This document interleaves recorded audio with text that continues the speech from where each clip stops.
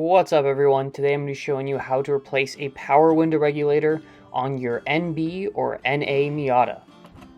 I'll also be showing you how to re-lubricate your window slides to make them operate more smoothly. We're going to start off by removing these 3 panel clips holding on the door. If you have panel clip pliers, use those, otherwise use a screwdriver to pry them out gently.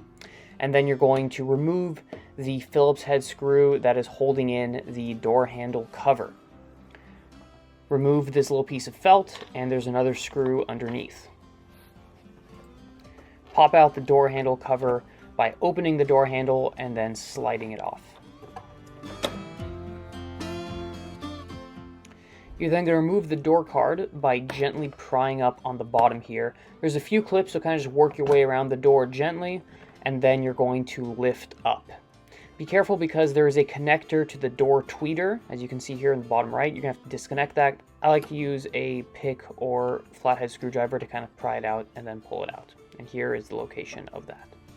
You're then going to unscrew the mount holding in the door handle. We're now going to remove this plastic weatherproofing that protects the door from any sort of humidity or moisture getting in. Mine was sort of pinched behind this clip here, so I had to unscrew it. You may not have to do this. And then there's another clip in the middle of the door here. You can then go ahead and start gently prying up the weatherproofing. Now, there's a very sticky black substance that's holding it to the door. Be careful because this will get on everything, and I literally mean everything. It's very, very sticky, so use gloves and just kind of do your best to prevent it from getting all over your door as you do this. Once you eventually pull it off, and you're going to have to kind of slide the door handle through the opening, you'll see here in a minute.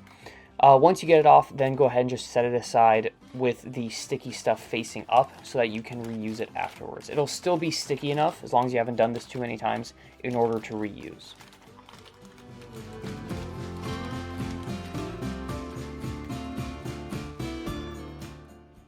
This next part is optional, but I like to remove it to give myself a little more space to work with. There's 2 plastic clips holding it in, this little foam pad.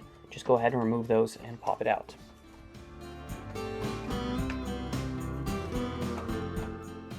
This lower panel here gives you access to a lot of the connectors and is where you're going to be pulling the window regulator out. So go ahead and remove that with 3 screws.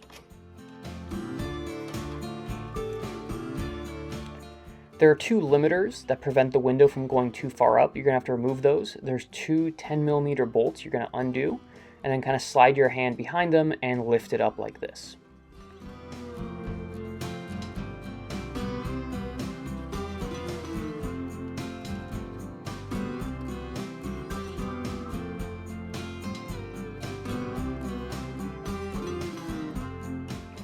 As long as your window switch still works, go ahead and slide your window up until you can access these 3 10mm bolts holding it on. If your window switch is dead, which was the case for me on the other side of my car, you may have to kind of find some creative ways to undo these 3 bolts. There is also a Phillips head or JIS head on these, so you can use a screwdriver if necessary. But as long as you can still move the window up, that makes it a lot easier. So go ahead and undo these, and then you should be able to free the window from the door. Just gently pry up, working it up back and forth until it comes loose.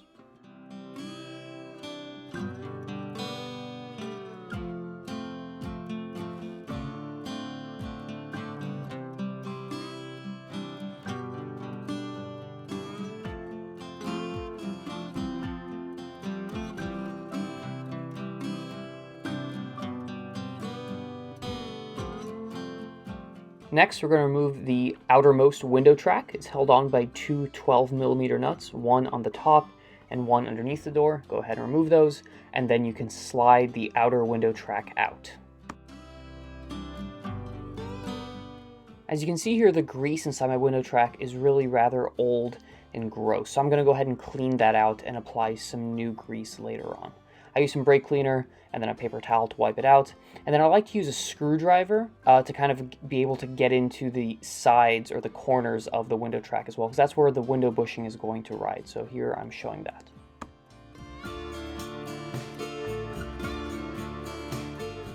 Now we can free up the window motor by releasing these 3 10mm nuts on the right hand side of the door.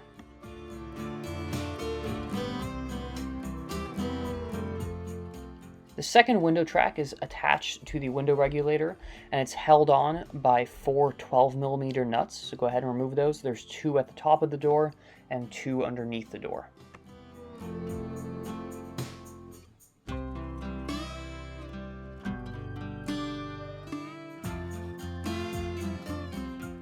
We're then going to disconnect the window regulator by popping off this connector right here.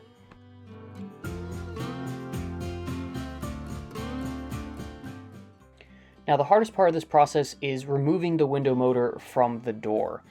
It's stuck behind this inner window track, which is connected with 2 10mm nuts. Go ahead and remove those. You don't have to pull this out, you actually can't because the front window is kind of holding it in there, but you do want to loosen it up so you can kind of finagle the window motor out. I also like to remove my speaker. This is also definitely optional, but it gives me a little bit more room to work with and to get my hands on that motor.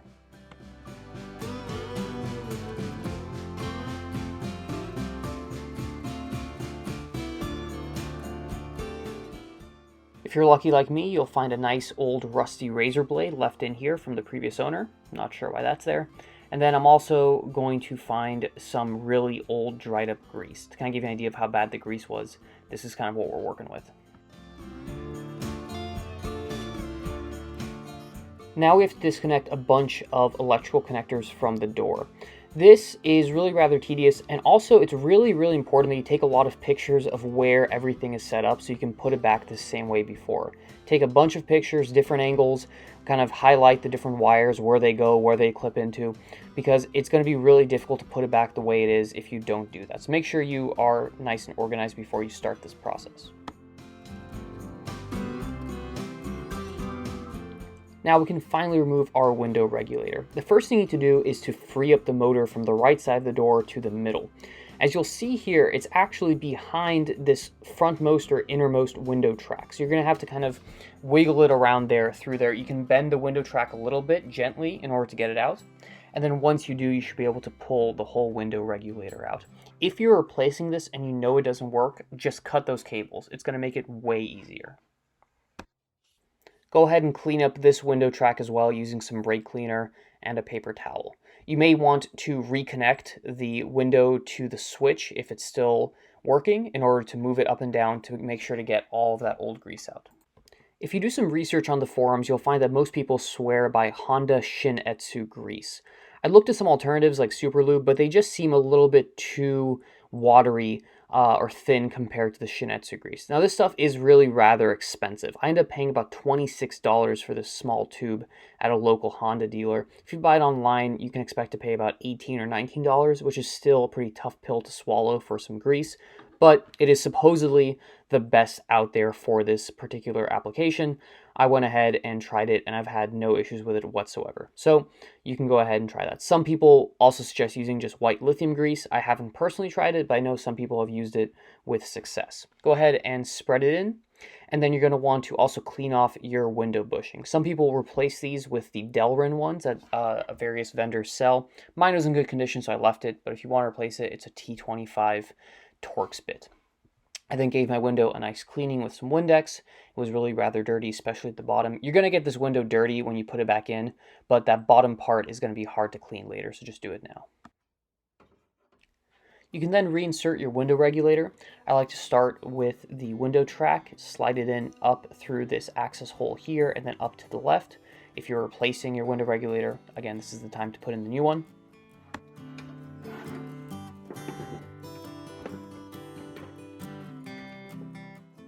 Once I get the window track in place, I then like to very loosely bolt it back in. This allows me to kind of keep the proper tension on it as I go and put the motor on, and it'll prevent it from kind of sliding around as I'm trying to get the motor back in front of this forwardmost window track. Again, this requires a little bit of finesse. Just kind of keep working at it, wiggling it. It'll eventually get there, and be gentle. Then you can pop the window motor back on, and again, just finger tighten on those 3 nuts that hold it to the door. Once you have that all in place, you can go ahead and put the outermost window track back into your door. It just very simply slides in from the top, and then you have those 2 12mm nuts holding it in. Then go ahead and start the tedious process of clipping in all your electrical connectors. Again, this is where having taken some good photos before starting the job really comes in handy. Just work your way around. They all kind of make sense logically. You'll find that they want to fit where the cable isn't pulled super tight, but it's taut. So if you even forgot to take photos, you should be able to figure it out. But just take your time with this, and eventually you'll get it all put back together. Reconnect your window connector as well here, and then you can also connect your lock mechanism. Then go ahead and tighten back up the forwardmost window track with the two 10mm nuts. And then if you took it out, you can go ahead and put your speaker back in. Don't forget to connect it, otherwise you won't have any sound playing through it. Slide your window bracket down to where you can access those 3 bolts, and then go ahead and gently slide your window down. Again, work slowly. You may have to kind of push that bracket back to make it slide all the way down. And then once you have it nice and aligned, you can reinsert those 3 10mm bolts to hold the window in place. You don't have to torque these down too tightly. It is being torqued into glass. Just be careful, get them snug, and no more than that. At this point, we can tighten up all those bolts that you left finger tight. The 3 holding on the motor, the 2 holding on the forward window track, and the 2 in the back holding on the outermost window track. So go ahead and tighten those down nice and snug. And then we can go ahead and reattach the window limiters using those 10mm nuts. Now go ahead and give your window a test. Now be careful, if the window wants to bind, especially going up, it's probably that these bolts are holding the window tracks at an angle and kind of pinching the window together. So just undo them slightly and it'll release that tension. If you're happy with how your window works, go ahead and reattach this panel with the 3 screws, and then reconnect this little foam connector on the left-hand side. Also, if your window is a little crunchy when you put it back on, make sure to lubricate the actual cable as well. I found that mine was slightly crunchy when I first put it in. After lubricating the cable, it was great. You can then reinsert your plastic weather guard, slide in the door handle first, and then start reattaching it around the window. Don't forget to pull the tweeter wire through the plastic as well.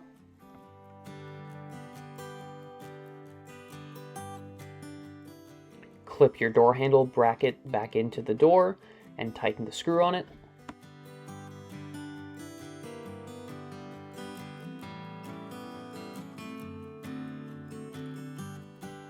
And reattach whatever other screws you undid when pulling off the plastic weather cover.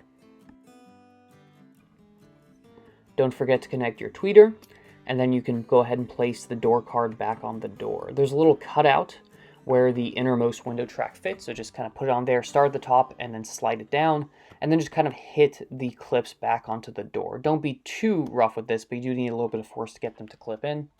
And then once you're happy with that, you can go ahead and put the push clips back in, the one in the front and the 2 on the outside of the door. Reattach the screw here and put the little felt piece back on, and then slide your door handle cover back on. I like to open the lock first and then slide it on.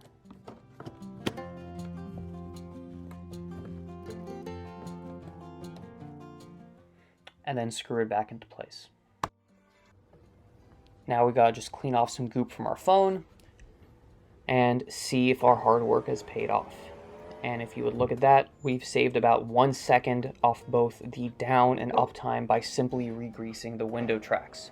Last thing you gotta do is figure out how you're going to enjoy all of your saved seconds. I hope you guys enjoyed the video.